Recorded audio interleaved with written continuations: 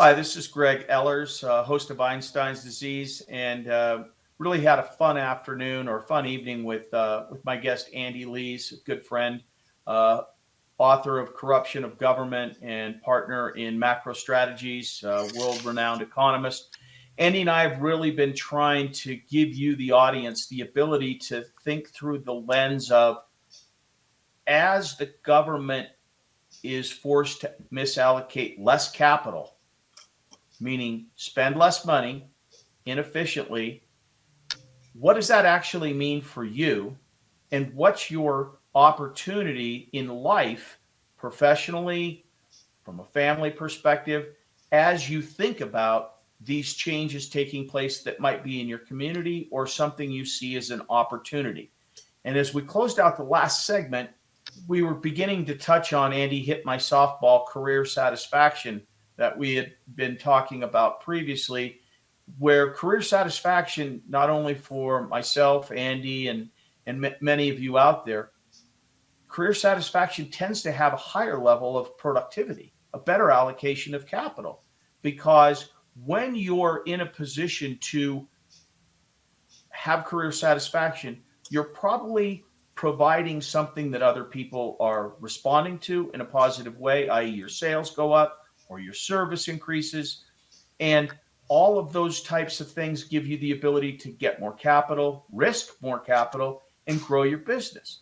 So, in this last segment, Andy, I'd like to kind of delve into Andy Lees. Andy, you and I have known each other since we both worked for a large institution.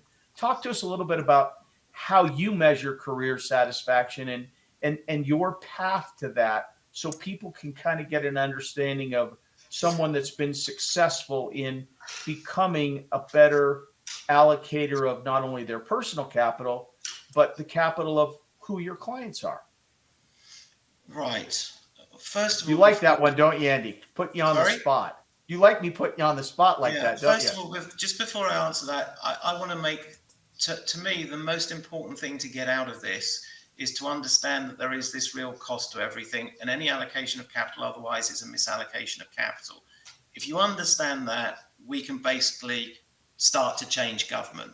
And that, to me, is the most important aspect. We can start to make the changes necessary. Going back to myself and this, I'm as old as you, or nearly as old as you, but I've pretty much enjoyed everything I've done, to be honest.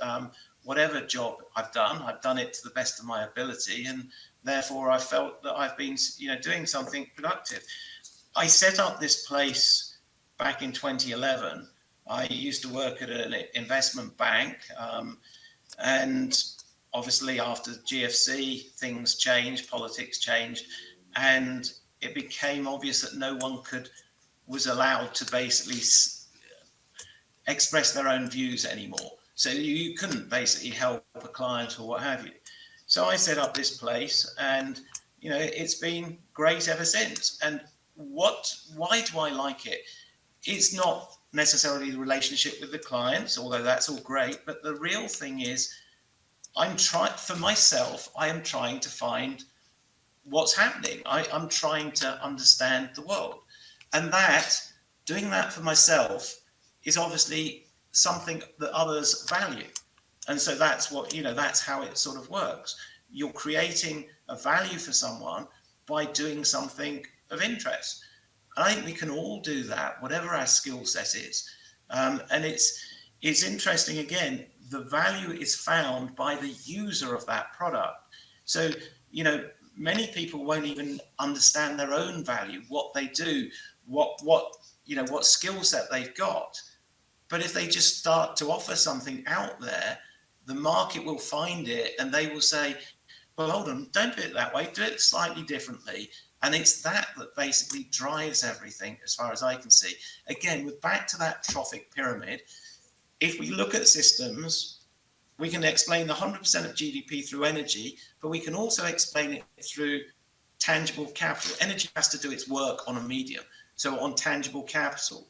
And through that work, information or knowledge or intangible capital is gained. So the point is that system maximizes information, knowledge, both input and output knowledge. So the management of the system as well as the receipt of the information.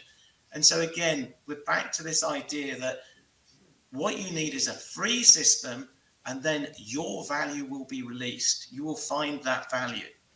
You obviously got to do some work. You've got to go and offer things, but it's through that.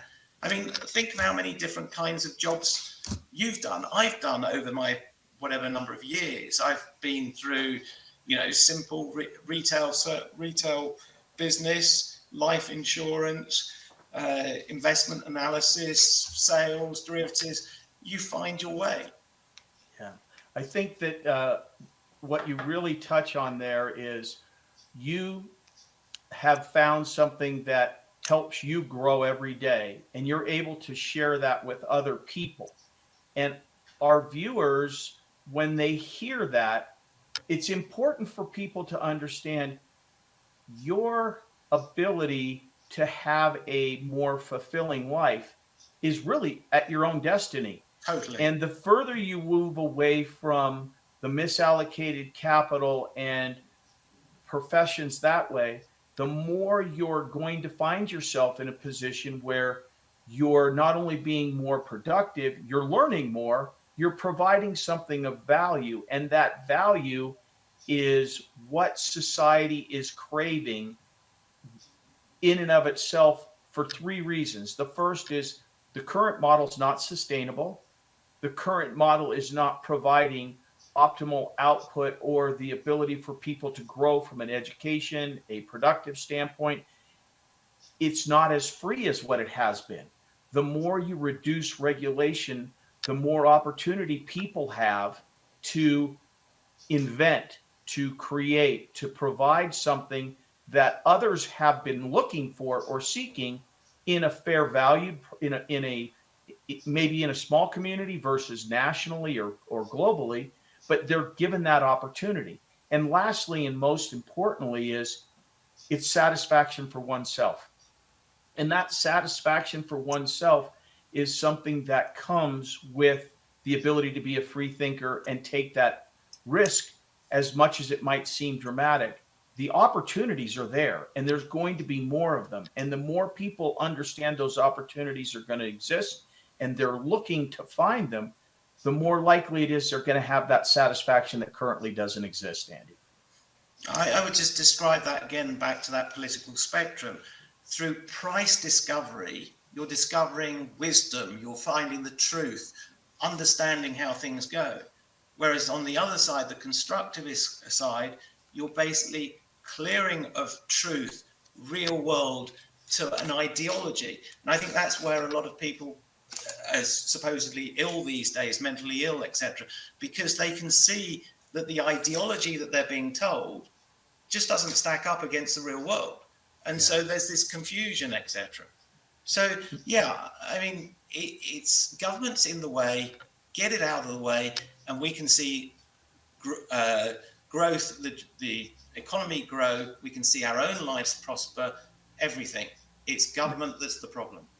Absolutely. And I think that that's a great way to close out this show tonight. Really appreciate you being on it. One last thing, what's up for Andy Lees in 2025? What do you see ahead of you here? Do you have any big mountains you're going to climb? If we're talking markets, or are we talking about just generally? Just generally. Just generally. No, just keep plodding on, keep progressing, keep pushing to find new stories, find new truths. Absolutely. Listen, it's been great to have you as a guest on the show, Andy. I look forward to having you back again sometime. This is Andy Lees, the partner in Macro Strategies and the author of The Corruption of Government, best-selling book in England. Andy, it's been great to have you on the show, and it's great to call you a friend. Thank you very much. And with that, I will bid adieu for the evening show. Thank you very much. This has been a Now Media Networks feature presentation. All rights reserved.